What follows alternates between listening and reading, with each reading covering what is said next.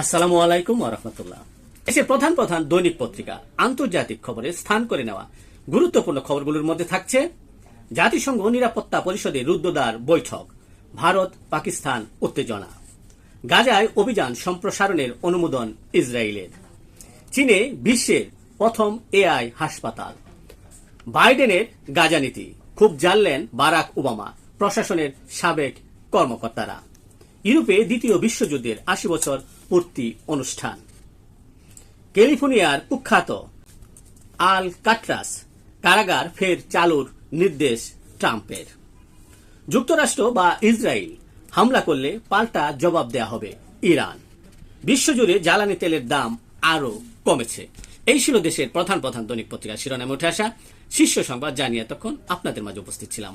আশা করি আপনাদের ভালো লেগেছে। সার্বিক খবরের বিবেচনায় যদি আপনাদের কোনো অভিমত, অভিব্যক্তি, সমালোচনা কিংবা কোনো পরামর্শ থেকে থাকে তাহলে অবশ্যই কমেন্টসে জানাবেন। আপনাদের কমেন্টসের প্রত্যাশায় আজকের মতো এখানে বিদায় নিচ্ছি। আবারও দেখা হবে আগামীকাল ঠিক একইভাবে। সে পর্যন্ত অবশ্যই ভালো থাকবেন, সুস্থ থাকবেন। আসসালামু আলাইকুম ওয়া রাহমাতুল্লাহ।